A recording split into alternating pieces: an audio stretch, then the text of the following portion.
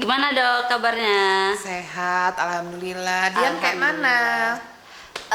Alhamdulillah saya baik-baik saja dok. Tapi cucian saya yang tidak baik-baik saja. Karena musim hujan ya. Makanya kalau nyuci itu jangan ditumpuk, Dian. Ada yang kotor cuci, ada yang kotor cuci. Jadi nggak sampai pas mau dipakai nggak ada gitu. Nggak numpuk sih dok. Hanya karena hujan terus nggak kering-kering ya di cuciannya dok. Gitu ya. Biasanya kalau kering harusnya diangkat ya. Ini Kering, halo gitu. di mana? Bukan, itu telepon, bukan jemuran. Kita sapa dulu lah bunda-bunda Oke. di rumah ya kan. Halo bundaku. Halo bunda-bunda cantik. Tuh, hari ini kita jumpa lagi nih dalam program channel YouTube kita untuk menjawab pertanyaan bunda-bunda di rumah yang ada di Instagram. Nah, ayo Dian, kemarin pertanyaannya seputar Kemarin hipertensi ya dok ya. udah kemarin kita udah yang marah-marah naik tensi udah. Sekarang tentang Induksi. nah induksi tuh. Mungkin induksi kita sebelum kita jawab pertanyaan beberapa bunda, mungkin kita jabarkan dulu definisi daripada induksi ya. Jadi induksi itu bukan hanya di persalinan, banyak sekali induksi. Misalnya induksi ovulasi, waktu kita mau memberikan obat agar indung telurnya mempunyai diameter yang bagus untuk bisa dibuahi contohnya. Jadi induksi itu adalah dari namanya in itu masuk, jadi dimasukkan. Nah, apa yang dimasukkan? Nah, induksi persalinan adalah memberikan obat, jadi senyawa kimia yang diberikan kepada ibu yang mempunyai indikasi. Nanti kita bicara tentang apa indikasi. Jadi induksi itu adalah memberikan obat secara medis. Nah, itu dia. Oke, kita jawab deh satu-satu dari bunda siapa nih? Bunda Laila Husna Lubis. Nah, bunda Laila. Oke. Oke, pertanyaannya, pada kondisi bagaimana perlu dilakukan induksi dok? Oh, oke. Jadi kan tadi selain beberapa yang kita cerita tentang definisi, nah induksi ini pastinya harus ada indikasi, Dian. Bukan semua ibu hamil itu harus diinduksi. Contohnya, ibu yang sudah lewat dari due date-nya, ya kan, kehamilan itu kan 40 minggu nih. Nah, ada yang disebut dengan postpartum atau lewat bulan, ada yang lewat hari. Jadi kalau misalnya lewat hari, mungkin kalau due date-nya itu di 40 minggu, contohnya di tanggal hari ini, tanggal 20. Nah, berarti dia lewat hari itu mungkin sudah tanggal 25 atau tanggal 23 dia belum lahir juga. Tapi kalau yang disebut dengan postpartum itu kehamilan yang melewati 42 minggu. Nah, jadi kita masih ada spare waktu hingga 42 minggu sepanjang gerak bayi masih bagus, air ketuban masih bagus, dan kondisi janinnya masih baik di dalam kandungan. Nah, satu, dia sudah postpartum atau post date. Itu dia indikasi yang pertama. Nah, indikasi berikutnya kalau ibu itu sudah pecah ketuban. Nah, pecah ketuban ini kan dia bisa sebelum 37 minggu, usia kehamilannya belum cukup bulan, bisa sesudah 37 minggu. Kalau sesudah 37 minggu tentunya pecah ketuban merupakan salah satu tanda proses persalinan. Nah, umumnya secara medis, bila bunda sudah pecah ketuban di usia sudah cukup bulan, yaitu di atas 37 minggu, namun ditunggu 8-10 jam tapi tidak masuk dalam proses persalinan, maka dokter atau tenaga medis akan memberikan induksi persalinan. Nah, itu yang kedua. Yang ketiga, misalnya kasus-kasus oligohidramnion atau air ketuban yang kurang. Nah, air ketuban yang kurang ini juga dia bisa di usia di bawah 37 minggu, bisa juga di atas 37 minggu. Jadi 37 minggu itu kita berikan batasan seorang ibu hamil itu sudah cukup bulan atau belum. Nah, di atas 37 minggu khususnya ya, bila bunda sudah matang, sudah aterem, tapi mengalami air ketuban yang kurang atau disebut dengan oligohidramnion, nah maka ini merupakan salah satu indikasi untuk dilakukan induksi persalinan. Nah, jadi nggak semua orang ibu hamil harus diinduksi, karena kan ibu-ibu tuh kadang-kadang takut untuk dilakukan induksi. Jadi ketakutan atau kecemasan dia dilakukan induksi itu hampir sama dengan ketakutan dan kecemasannya untuk dilakukan operasi. Jadi seolah-olah induksi itu adalah merupakan hal yang sangat menakutkan. Padahal induksi itu sebenarnya merupakan indikasi medis. Daripada nanti kita membiarkan air ketubannya itu kering atau usia kehamilannya itu melewati dari due date-nya dan akhirnya menyebabkan janin yang di dalam kandungannya bisa meninggal atau fetal distress atau gawat janin. Maka induksi harus dilakukan. Nah, itu dia indikasinya. Bagaimana Ibu Laila tadi ya? Oke. Udah jelas ya Ibu Laila. Masya Allah, kata Bu Laila. Nah, ini pertanyaan lagi dok dari Ibu Regita Aprilia Putri. Wah, iya. Pertanyaannya, apa resiko terburuk jika dokter melakukan induksi dok? Ya, jadi tentunya semua tindakan medis itu mempunyai komplikasi, efek samping. Nah, itu merupakan indikasi. Jadi semua tindakan persalinan tentunya ada efek samping dan komplikasi yang disebabkan. Nah, induksi sendiri itu kan dia membuat kontraksi secara sintetik dengan menggunakan zat kimia yaitu obat. Bisa melalui infus, bisa melalui obat oral ataupun bisa melalui obat yang dimasukkan per vaginam. Nah, beberapa efek samping yang ditimbulkan yaitu karena rahim itu dipaksa, pakai tanda kutip nih, dipaksa tapi konotasinya positif ya. Kalau dipaksa ini kan kadang-kadang orang mikirnya negatif, tapi dalam hal ini dipaksa yang konotasinya positif untuk berkontraksi tentunya bisa menyebabkan oksigen pada janinnya bisa berkurang. Nah, namun tentunya ini bisa dipantau dengan cara memeriksakan per 30 menit detak jantung janinnya dengan alat yang ada di pelayanan kesehatan, misalnya Doppler, itu dia. Nah, jadi alat ini tentunya bisa memantau bagaimana detak jantung janinnya. Bahkan kalau di rumah sakit ada satu alat yang disebut dengan kardiotokografi. Nah, kardiotokografi ini adalah alat untuk merekam bagaimana otot jantung janin terhadap kondisi misalnya air ketuban kurang, air ketuban yang udah pecah atau kondisi bayi yang sudah lewat bulan di dalam kandungan. Nah, jadi sebelum dilakukan induksi, alat kardiotokografi ini akan memberikan gambaran kepada kami para dokter, oh ini bagus, silahkan untuk dilakukan induksi. Nah, atau oh ini nggak bagus, jangan dilakukan induksi, lebih bagus langsung dilakukan operasi karena ada beberapa gambaran dari kardiotokografi itu yang menggambarkan janinnya itu mengalami stres di dalam atau gawat janin. Nah, jadi kekurangan oksigen, kemudian itu bisa ditimbulkan untuk janinnya.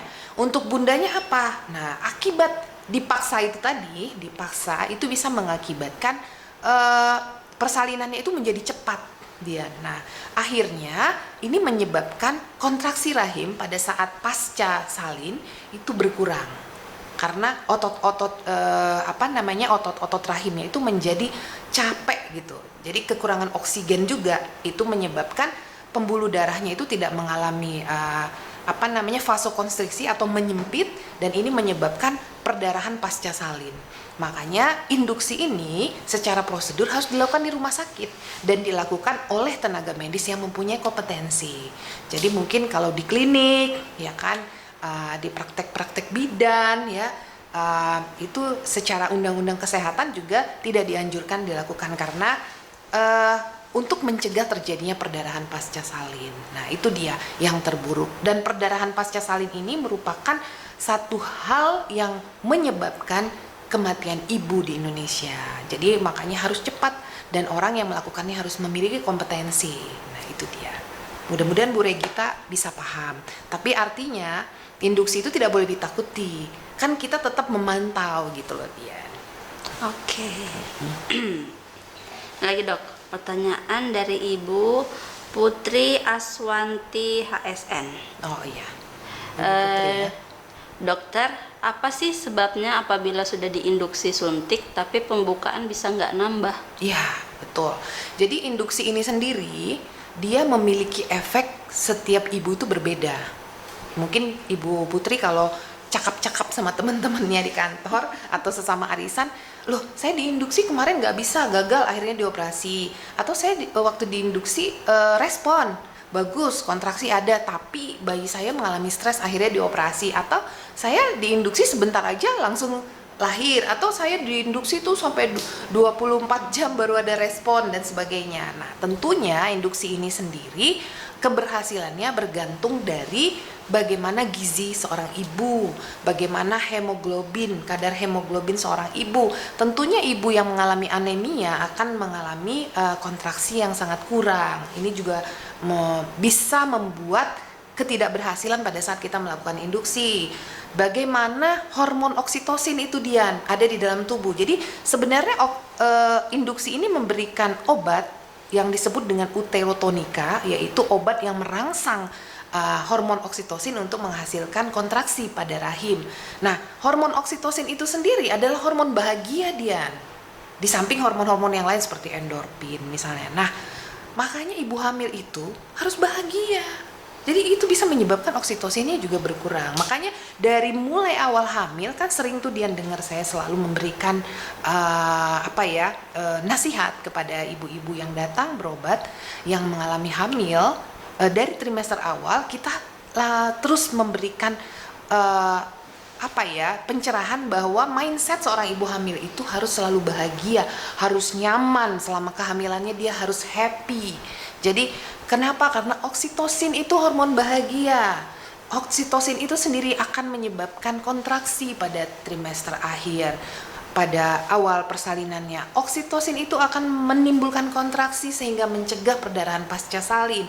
Oksitosin itu juga akan merangsang hormon prolaktin sehingga ASI-nya menjadi banyak. Jadi reaksi-reaksi daripada bahagia itu yang secara psikologis mungkin nampaknya sepele ya Dian ya. Dian bahagia kan?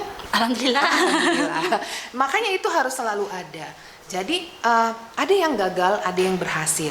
Di samping selain gizi, hemoglobin, kadar kesehatan psikologi seorang ibu, di samping seorang dokter atau bidan dia selalu memeriksakan bagaimana skor Bishop atau skor serviknya pada saat sebelum dilakukan induksi. Jadi sebelum dilakukan induksi itu biasanya kita periksa dalam dulu Dian. Nah, waktu diperiksa dalam kita hitung ada skornya yang khusus secara medis. Kalau skornya itu menunjukkan di atas 8 itu menunjukkan keberhasilan dia dilakukan induksi, tapi kalau di bawah 8 mungkin lebih kecil keberhasilannya. Jadi tentunya pemeriksaan secara medis itu tetap ada. Kemudian yang lain-lain tuh yang paling penting. Kemarin saya nolong persalinan ya Dian. Ini cerita yang sebenarnya. Waktu itu suami ibu ini itu udah induksi persalinannya itu udah hampir habis nih. Suaminya kebetulan bertugas di luar kota. Jadi si ibu ini hanya ditemenin oleh orang tua kan. Jadi ternyata mungkin hati kecilnya itu kepengen sekali ditemenin oleh suaminya, ya kan? Saya lihat kita pantau induksinya itu hampir gagal. Nah, ketika kita tunggu hampir di setengah botol itu udah hampir habis, masih anteng, pembukaannya masih tetap di pembukaan 6, tidak ada progres. Tiba-tiba mungkin alhamdulillah kadarullah suaminya datang, nyampe cepet dari luar kota, menggantikan posisi ibunya. Wah, kontraksinya langsung bagus. Iya, wow. Masya Allah, ibu itu semangat, kontraksinya bagus, persalinannya lancar akhirnya. Nah, itu merupakan salah satu pendukung ya. Iya, pendukung. Ya, jadi ternyata support, tapi mungkin ibu ini tidak menyampaikan ya, karena dia merasa mungkin malu, enggan dan sebagainya. Tapi ternyata dia kepingin sekali Dian. Jadi support suami itu sangat penting. Itu dia. Makanya ibu-ibu juga kita harus selalu memberikan pencerahan juga nih kalau datang kontrol. Jadi temenin suami, nanti ya sesekali mudah-mudahan bisa diberikan pencerahan supaya suaminya bisa ikut mendukung proses persalinannya, karena nggak banyak juga suami yang berani Dian, ada juga yang takut gitu, cemas, aduh saya di luar aja soalnya saya nggak berani ikut di proses persalinannya gitu. Oh, ternyata kadang-kadang bapak-bapak itu maco-maco Dian, dia nggak berani ikut mendampingin istrinya, nggak nyangka ya kan, walaupun badannya Rembo, hatinya Bimbo dia, hatinya Hello Kitty gitu, bercanda. Oke. Itu pertanyaan dari Bu Putri. Mudah-mudahan walaupun agak kemana-mana, mudah-mudahan sana sini. Iya, supaya bisa sekalian membuka wawasan kan gitu. Dia pasti kan kalau ada yang dengerin nih langsung colek suaminya, tuh dengerin tuh Mas, tuh dengerin Bang, dengerin yang, gitu. guys. Oh ya sekarang yang ya. Ya. Zaman awak dulu abang aja, zaman sekarang yang gitu. Ya. Hani ya, Hani Bani. Bebe. Oh, kasihan yang jomblo. Oke. Siapa itu? Iya, oke, kita fokus nih dia. Fokus, Dok. Oke, apalagi nih? Ini dari Ibu Wita PWD. Ibu Wita. Indikasi apa saja yang menyebabkan persalinan harus diinduksi? Plus mitos dan fakta seputarnya, Dok. Ya, jadi ini pertanyaannya kan 11-12 dengan pertanyaan Bu Laila tadi. Iya. Indikasinya mungkin Ibu udah tahu ya, posterem, postdate, oligohidramnion atau air ketuban dikit atau ketuban pecah. Nah, mitos dan fakta mungkin itu yang paling penting ya. Iya. Mitosnya banyak ibu yang mengatakan kalau diinduksi itu sakitnya lebih sakit daripada melahirkan normal.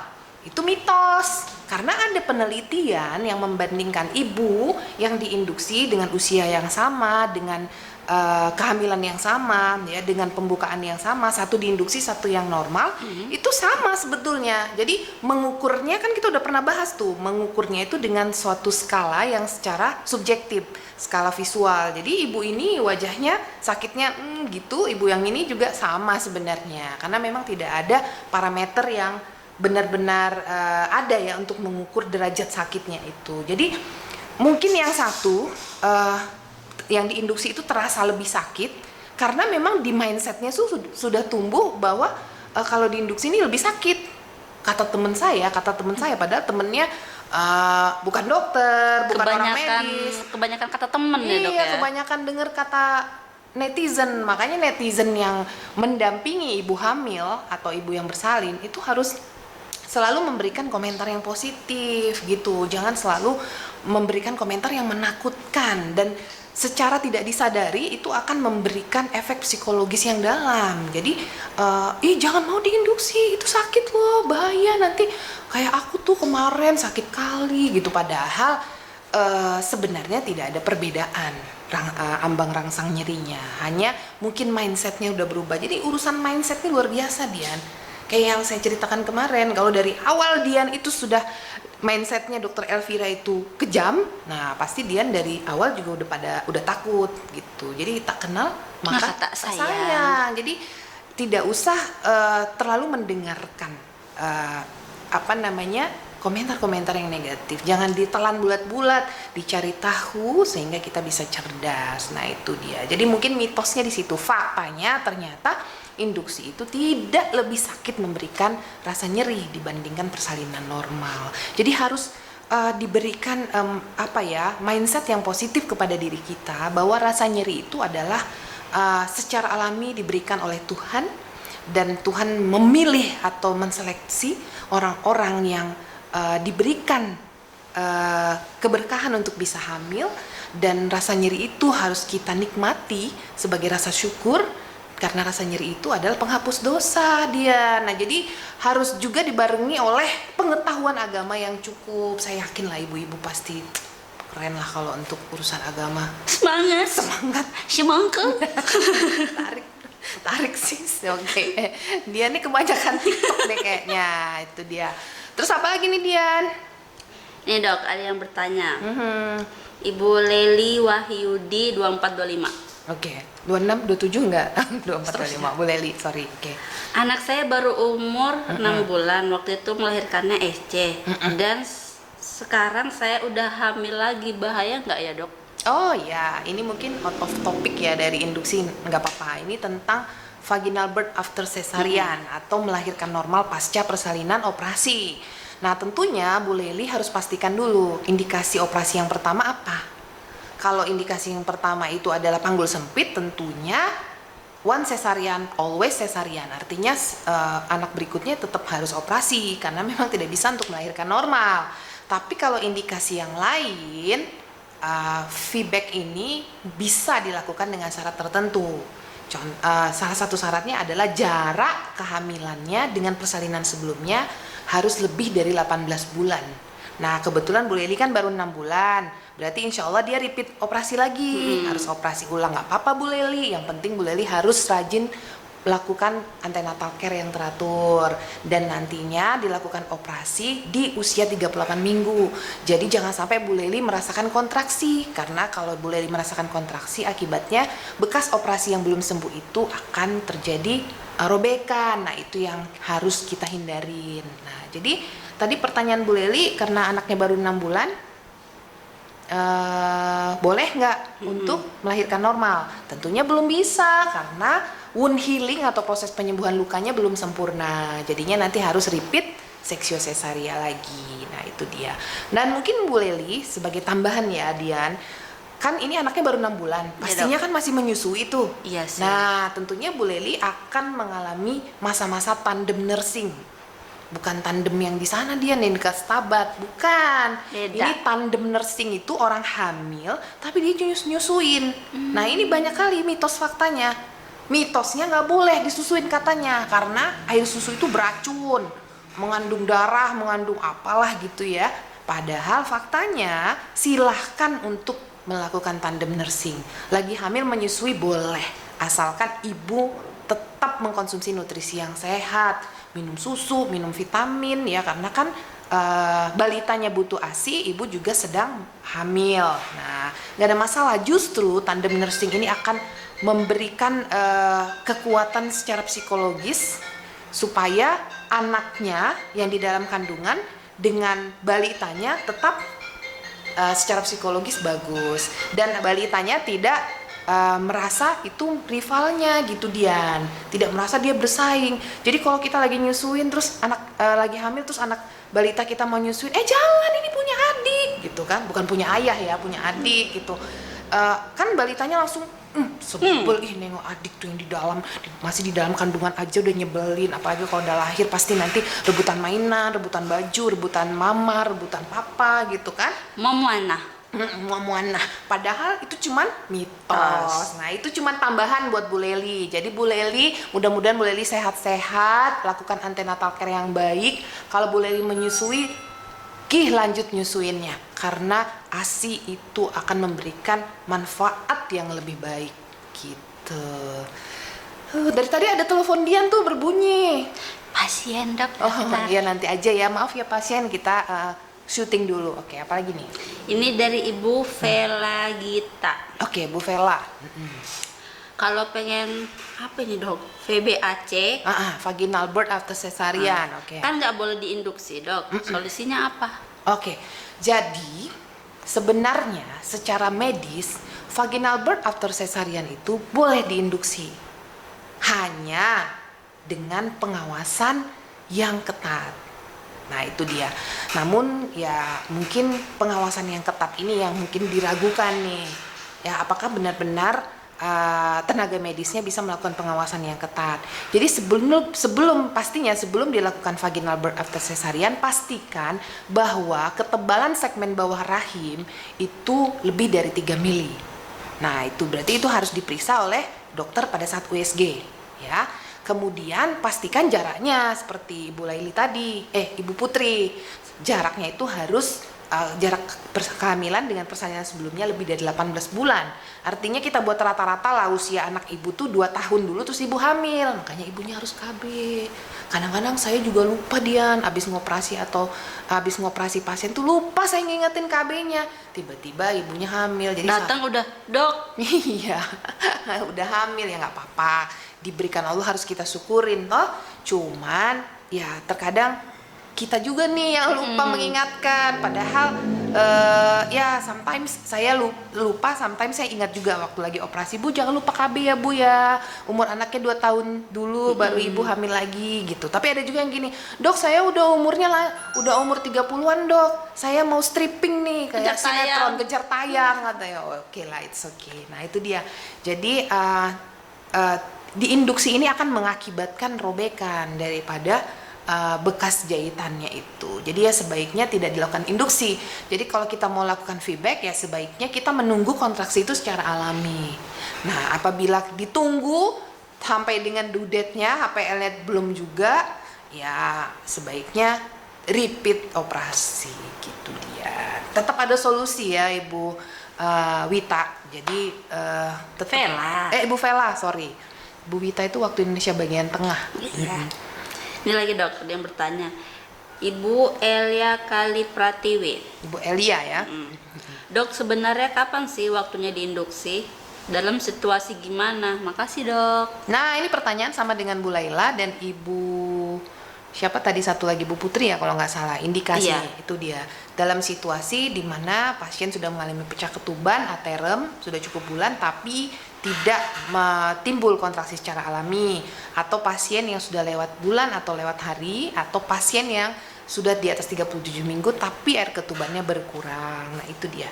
Ibu Elia. Elia itu yang abang itu, Elia Kadam bukan? Bukan ya, abang itu kan ada tuh. Bukan ya. Kebanyakan nonton. Elia itu kepasan. Aku kalau cerita Elia Kadam ketahuan umur saya berapa ya, udah ketuaan karena itu film zaman dulu. Makanya itu siapa ya? Siapa ya? Oh, di mana? Dia nih mau ngasih tahu kalau dia angkatannya angkatan muda gitu. Pura-pura nggak tahu Elia Kadam padahal dia tahu. I'm sorry. Oke, terus? Ini ada yang bertanya dok, tapi kayaknya pertanyaannya agak keluar dari topik ini dok. Oke, it's okay, nggak apa-apa. Ibu Audelia Pane. Mm-mm. Out of the topic ya dok. Mm-mm. Boleh. Pasca pasang IUD, menstruasi sampai sebulan lebih belum berhenti, normal kah dok? Oke, nah ini kontrasepsi IUD. IUD itu intrauterine device. Jadi memasukkan alat ke dalam uterus. Ya, jadi pemasangannya ke dalam. Nah, di dalam itu dimasukkan di dinding rahim atau dinding endometrium. Tentunya namanya benda asing tentu ada reaksi dari tubuh Dian. Ya kan, reaksi inflamasi bisa ya.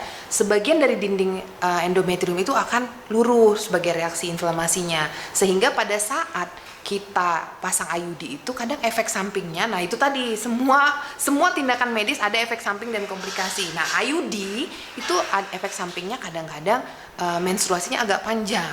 Tapi kalau sebulan itu kelamaan. Sebaiknya Ibu Siapa ya dok? Ibu Pane Ibu tadi. Audelia. Audelia.